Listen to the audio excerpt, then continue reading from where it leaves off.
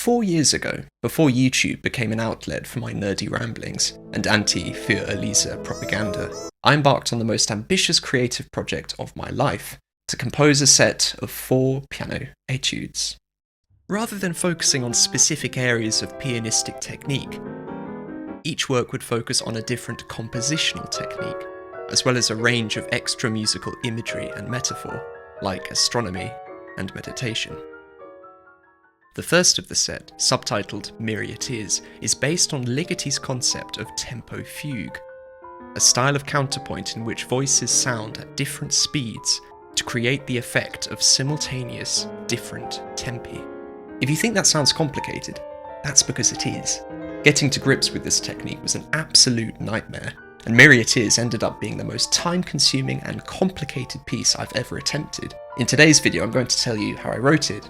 In the process, we'll explore tempo fugue and maybe even equip you with the tools to write your own.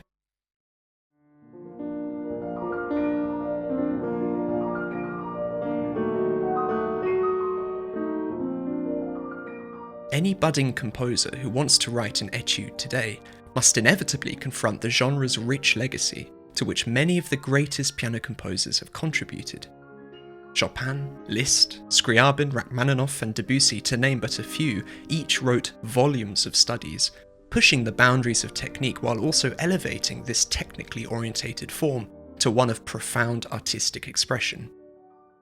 The 20th century saw a steep decline in grand etude cycles, but during the 1980s and 90s, the genre was emphatically revived by one man, Georges Ligeti, whose 18 studies carried on the tradition of his romantic predecessors, whilst offering fresh new nightmares for unsuspecting pianists.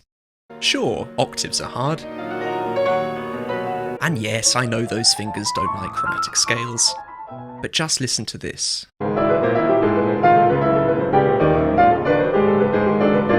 And this.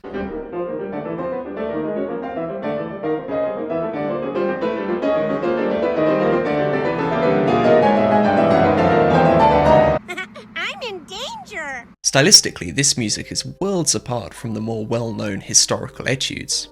Across the set, you'll detect shades of jazz, American minimalism, gamelan, as well as nankaro and the geometric impossibilities of Escher, reflecting the composer's wide-ranging musical and intellectual fascinations. One of the most important influences for Ligeti when writing his studies was the music of various Central African cultures, which he discovered courtesy of publications and recordings made by Simha Arom. In particular, he was drawn to the music's conception of rhythm, which is entirely distinct from Western classical music. Ligeti himself writes, "There are no measures in the European sense of the word, but instead one finds 2 rhythmic levels, an underlying layer consisting of fast, even pulsations, and a superimposed layer of varying length, though always multiples of the basic pulse. In other words, the pulse here is not something to be divided into quavers, triplets, semiquavers, and so on. It's something to be multiplied by 2, 3, 5, even 7 to produce various conflicting temporal strands." This approach to rhythm lies at the core of several of Ligeti's studies, but is perhaps best exemplified by the 6th, Autumn in Warsaw, the volatile, grief-stricken conclusion to Book 1.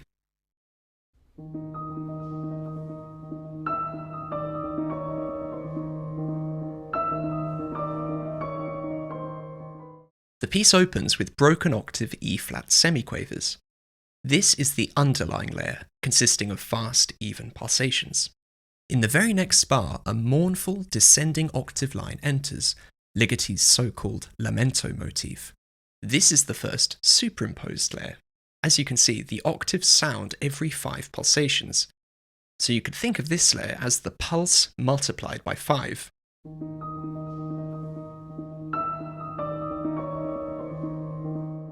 Simple enough, except not really. After several increasingly loud and dissonant repetitions of the lamento motif, Ligeti introduces another superimposed layer, this time sounding every 3 pulsations.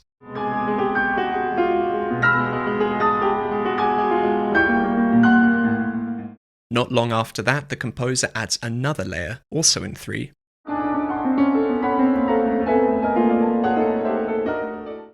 And a little bit later, just when the pianist is probably on the verge of tears, Ligeti adds another layer, resulting in a 3 against 3 against 5 against 7.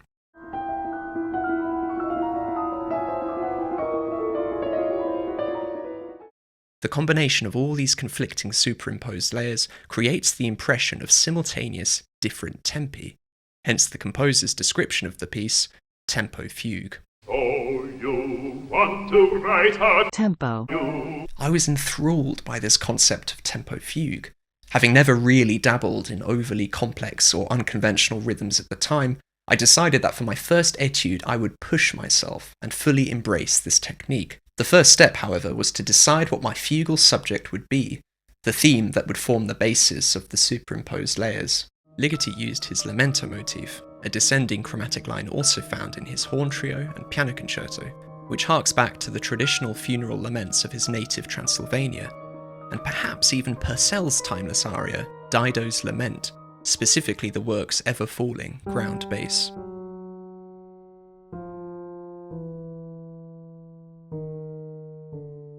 I wanted my fugal subject to have a different sort of character, modal rather than chromatic, lilting, not heavy and downtrodden. In my research, I somehow stumbled across the 13th century Middle English folk song, Mirie It Is. With its jaunty metre and folky inflections, the tune seemed to be just what I was looking for.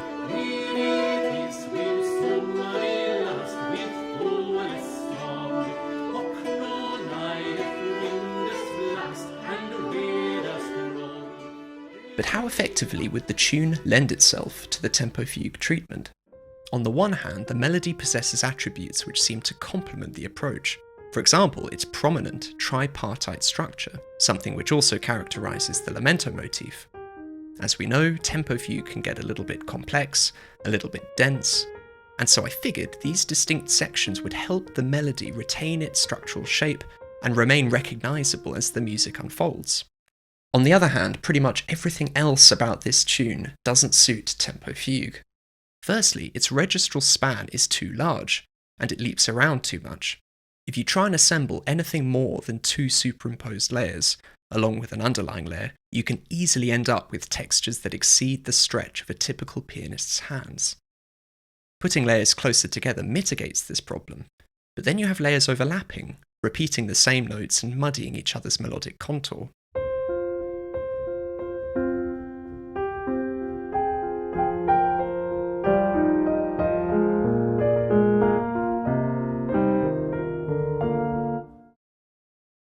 Secondly, the tune is harmonically prescriptive, its frequent third and fifth intervals spelling out an almost exact triadic scaffold. Whilst not inherently an issue, it does raise the question of whether and how Ligeti's approach can coexist with tonality. After all, to utilise this implicit harmony within a tonal framework would depend on a specific vertical alignment of parts, something which is exceedingly hard to control with tempo fugue. But if I were to forego a tonal framework, then should different layers be in different keys? If so, which ones? So how was I going to make a tempo fugue out of this unwieldy, harmonically burdened material? To start with, I decided to scrap the underlying layer. There would still be a pulse, but the emission of constant repeated notes would free up hands and fingers to play the superimposed layers. Speaking of superimposed layers, I found a cool way to arrange them. As well as expressing different tempi, I found that they could also express different keys. By positioning them a major sixth apart from one another, I ended up with the tune in B minor, D minor, F minor, and G sharp minor, a sort of stratified tonality.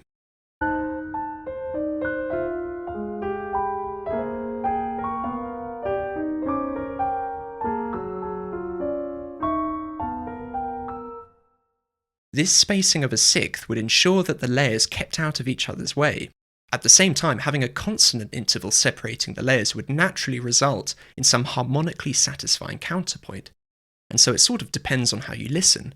Horizontally, the layers carve out their own distinct tonal temporal path, but vertically, the layers could frequently converge on jazzy triadic harmonies.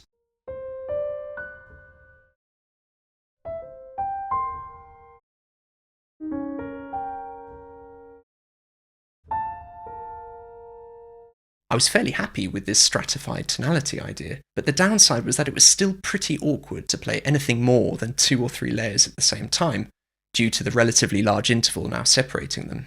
So rather than stacking up to 4 layers at a time, like Ligeti does in his study, I found it was more practical to have one continuous layer situated in the middle of the keyboard, with other fragmentary layers surrounding it, which come and go.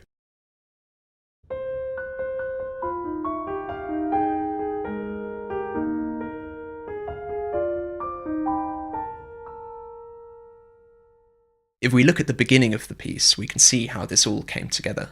The music starts with an F minor layer in 3, all alone like an initial fugue statement. On the upbeat to bar 4, a new fragmentary layer enters in 2 and in B minor, echoing the original layer to create an eerie call and response.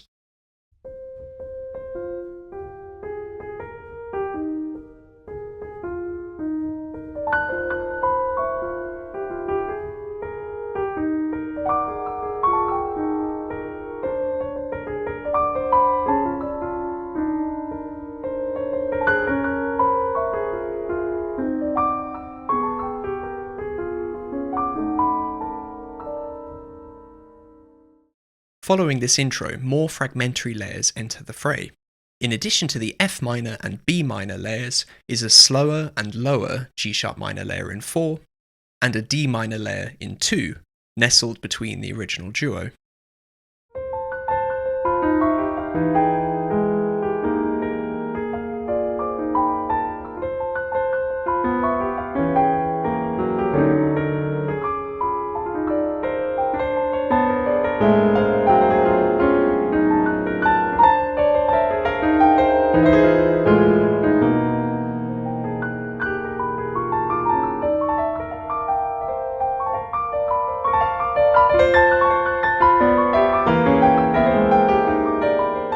I remember once I got going with this section, I didn't really know what to do, other than to get louder and crazier.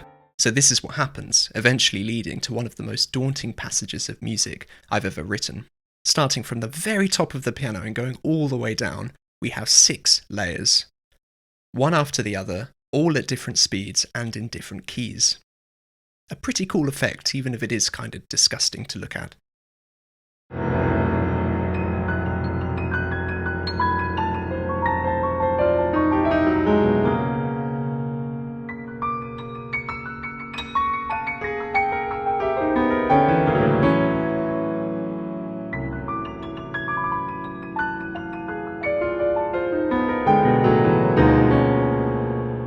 I'd like to now play the second half of the piece in full. From this point on, look out for a different configuration of keys and another stonking climax. You can't really miss it.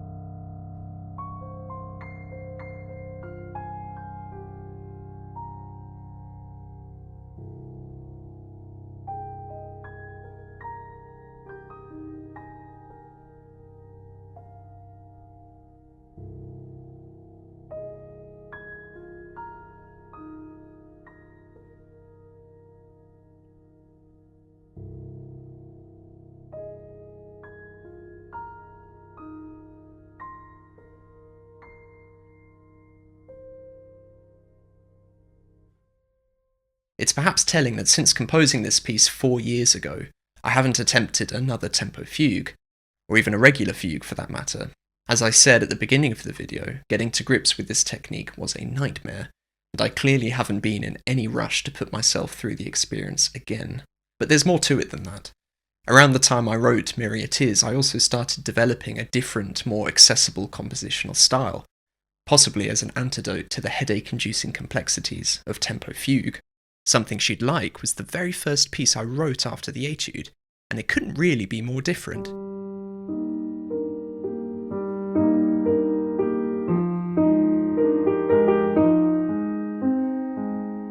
It's not that I turned my back on complexity or anything like that, just that I found it more freeing and pleasurable to write without so many strict parameters. This is why I prefer the last etude, Toccata, to the first. There isn't any underlying systematic approach, which allowed me to try out all sorts of different textures and pianistic effects, all of which are based on the same small motif.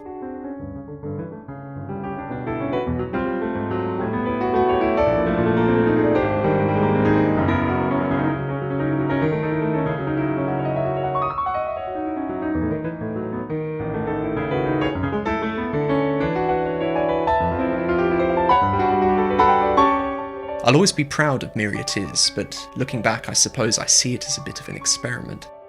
But in the words of Ralph Waldo Emerson, the more experiments you make, the better. Now I want to hear your thoughts in the comments. What do you make of tempo fugue and Ligeti's music? Are you tempted to try out any of these ideas yourself? If you are, then best of luck to you. Thanks for watching, and I'll see you soon.